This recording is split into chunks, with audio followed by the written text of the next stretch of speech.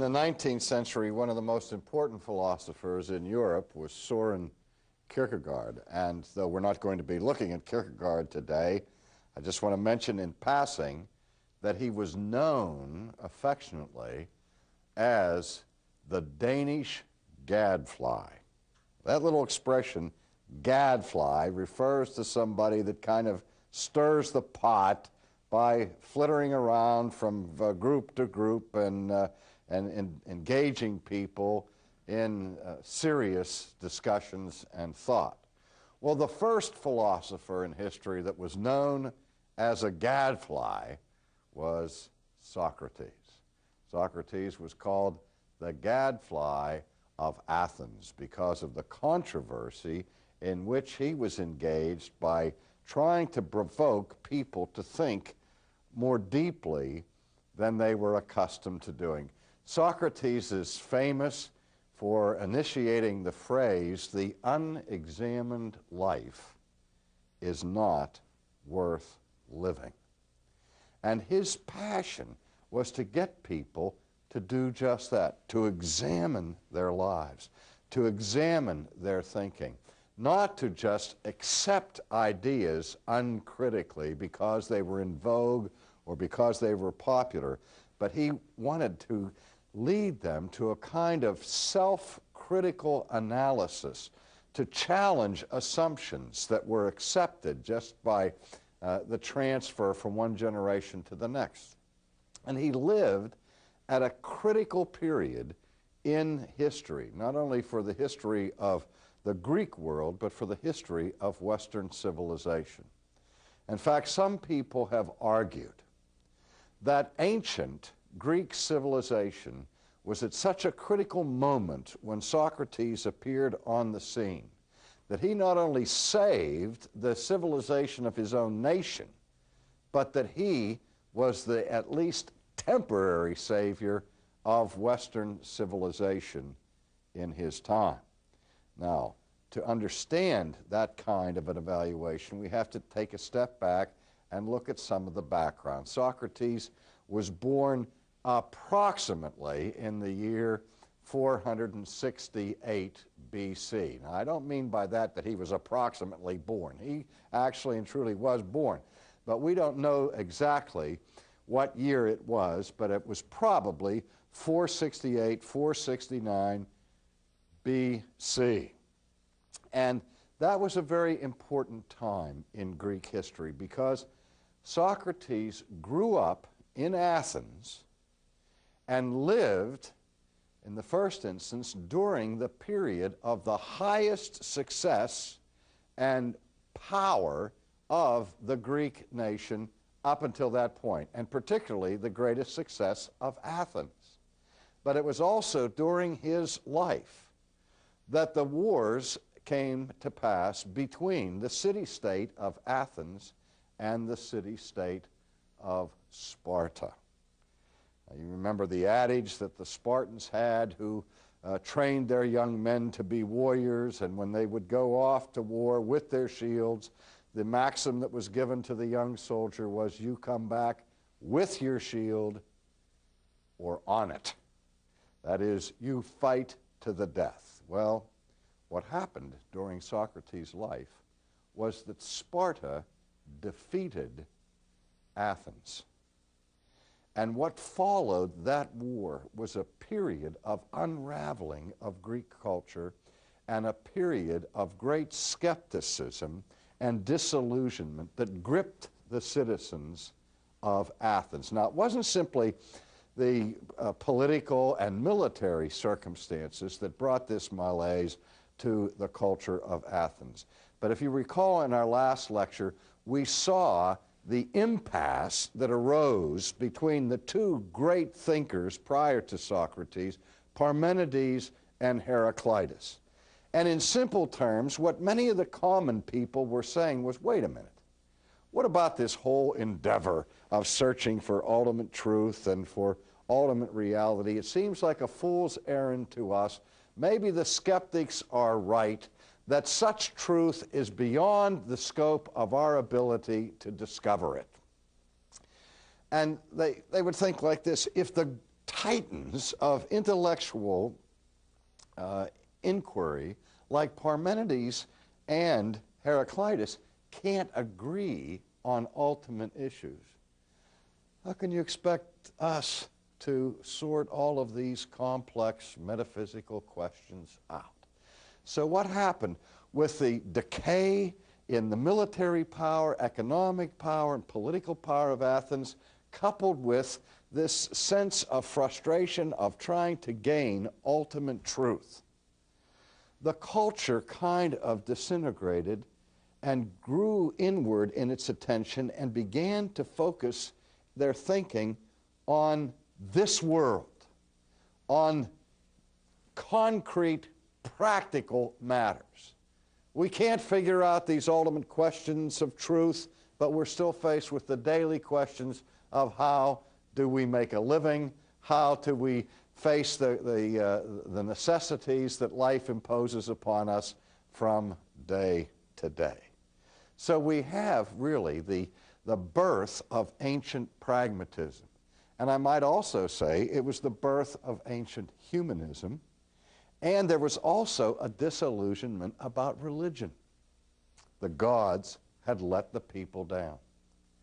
And so now we have a kind of pre-Socratic period of secularism. Now, I use those particular descriptive terms for a reason, because when we step away from the Greek age and look at our own culture today, many of the critics describe our own culture at the end of the 20th century as humanistic, as secular, and as pragmatic.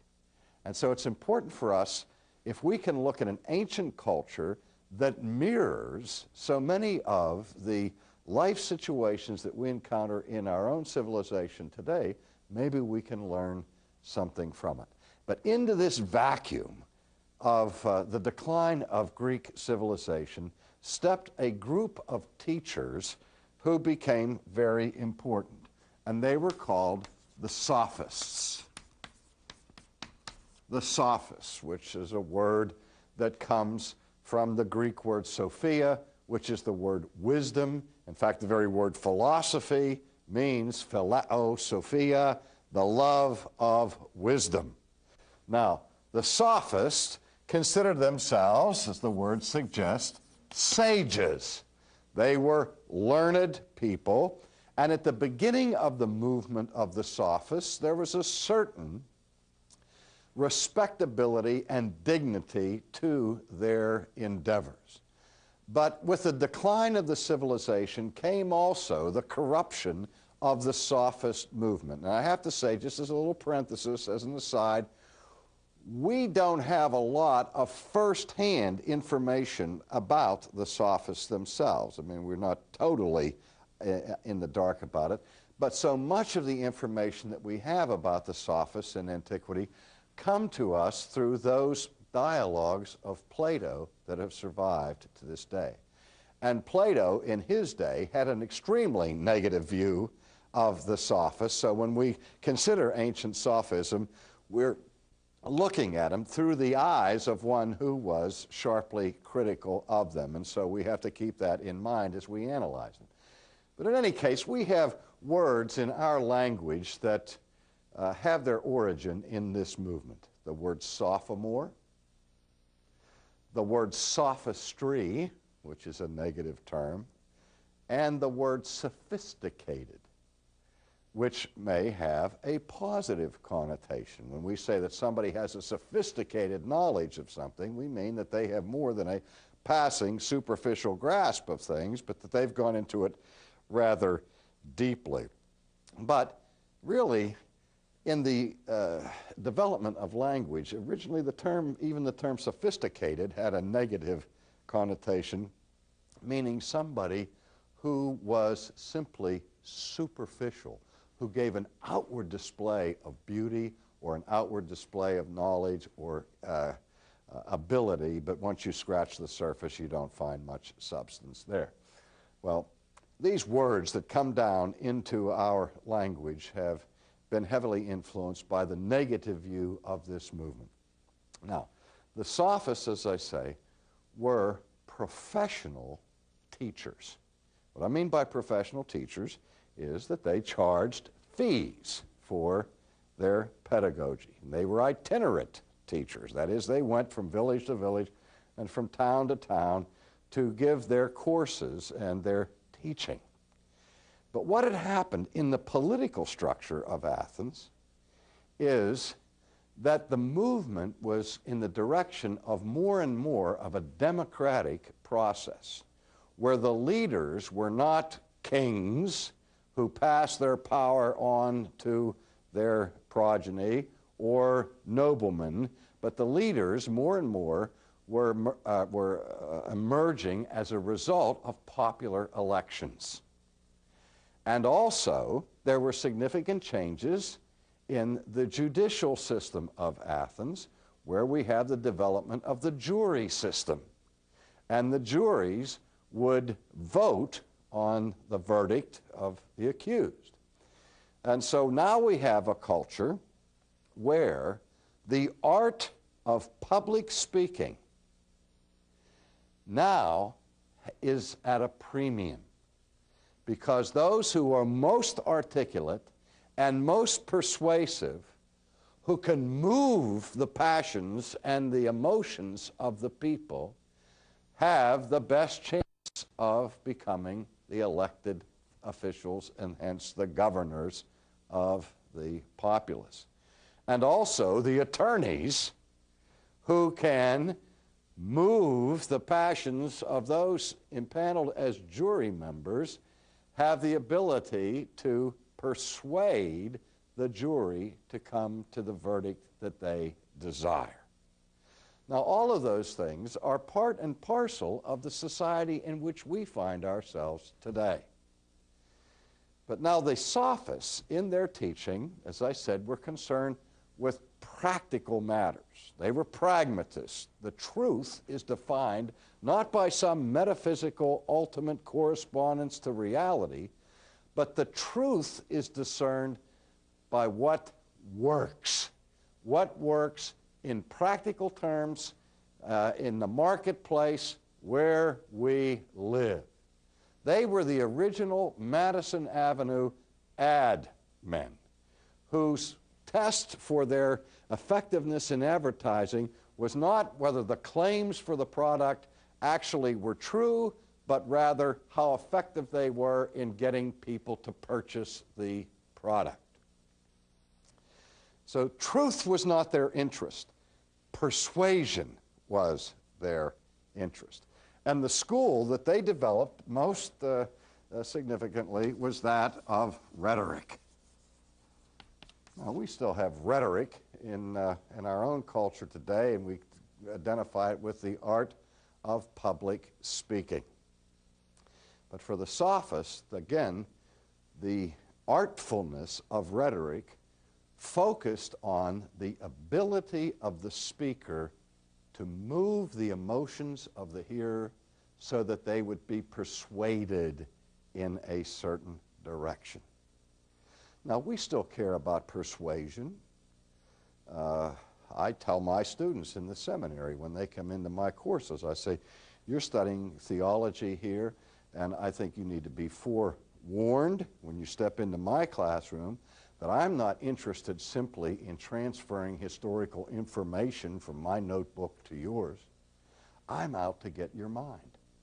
I want to persuade you of the truth of these principles. I'm engaged in apologetics. I'm trying not only to explain these principles, but I'm trying to defend them and to capture your minds in the sense of proving to you that these are sound principles and principles that you ought to embrace and live by. Now, we're still trying to persuade, but in that case, the goal ultimately is to persuade people to acquiesce to truth, not just to persuade them for vested interests, for personal interests, for economic or political aims. But what had happened with the sophists is their whole focus on persuasion was for mean, pragmatic ends.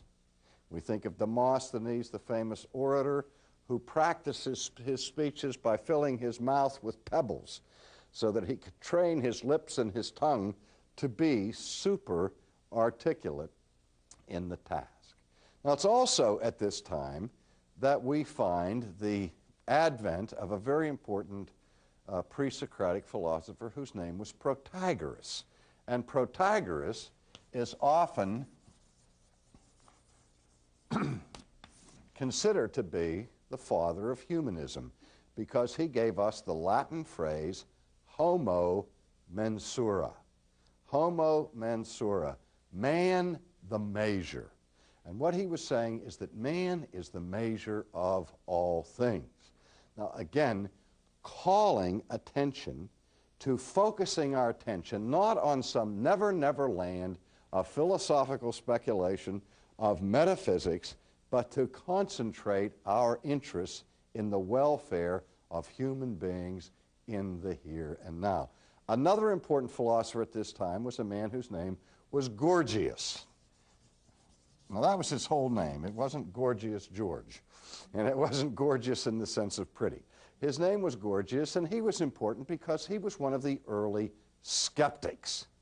And he said that that the good, that which is good, or that which is right, is that men perceive to be that which works for their own vested interests. Let me say it again. The right or the good is defined in terms of what advances your own agenda, your own vested interest. Now think of this in terms of modern self-interest groups, lobby groups, and all the rest, where we just say, well, everybody has a right to advance their own concerns, and we have reduced the very concept of the good or the right to human preferences. In an age of relativism that says there are no absolute goods, or there's no absolute right or wrong, it's however you perceive it, whatever you prefer it to be. That has roots way deep in Western history with the skeptical philosophy of people like Gorgias. Now it's into that venue, into that environment that Socrates stepped. He was passionately concerned that what was going on around him would be fatal to science, to the pursuit of truth in any arena, to the dignity of the court system and of the political structures themselves. And at the very heart of his concern was what he perceived to be the wholesale loss of virtue. Think of Bennett's book on virtue that was recently a bestseller in our own culture, where we are facing the same kind of disintegration in our culture today, a fundamental loss of virtue. And Socrates was not satisfied to accept this as the fate of Athens. And so he went about the city, engaging students, engaging people in deep conversations, trying to awaken them to the deeper questions of truth and the great issues that faced the nation of his day. He wasn't content simply to examine his own life, but he wanted to get other people to begin challenging the assumptions of their culture and to begin examining their own premises and their own thinking. And so he's famous for several things, not the least of which is that he is the one, of course, who invented what we call the Socratic method. And the Socratic method of discovering truth is the method of dialogue. He would engage people in dialogue and ask them probing questions. And as the person would respond, Socrates would help them move along in their own self-examination by asking more questions and deeper questions. In other words, he didn't just stand in the middle of the town square and preach and deliver lectures. He was more like Lieutenant Colombo, you know. He'd say, do you mind if I ask you a personal question? And he would then engage people in dialogue. And you see the value of that method of teaching when you see the vast corpus of writings that his most famous pupil wrote, Plato. When we think of Plato and his writings, what do we call them? The dialogues of Plato, where there's an issue that is introduced at the beginning of the dialogue. And then he moderates a discussion that goes on between representatives of different schools of thought. And then finally Socrates comes in to the dialogue and unravels the mystery of whatever issue it is that they are discussing. And so Socrates thought that by forcing people to think, he could move them from that superficial plane of sophism and get them into a more deep consideration of truth. He was, what we might say, the original paradigm of education. His goal was to educate, and that word educate means literally to lead out of, il duce, the leader, remember? And ed, or the E at the beginning, means from or out of, e duce. Educate. To lead out of. To lead out of what? To lead out of ignorance. Now, Socrates said the very first thing that has to happen for any true knowledge to be gained, for anyone to ever become knowledgeable, to gain an understanding of virtue, and to truly be educated, was the admission of ignorance. And that's one of the hardest things for any of us to admit, that we are ignorant about anything. But Socrates said once the person admits that he or she is ignorant, now the possibility is opened to lead them to a deeper understanding of truth. Now again, his principal concern was to come to an understanding of virtue. Virtue being the good or the right. And he believed this not only in an abstract way, but in a very concrete way.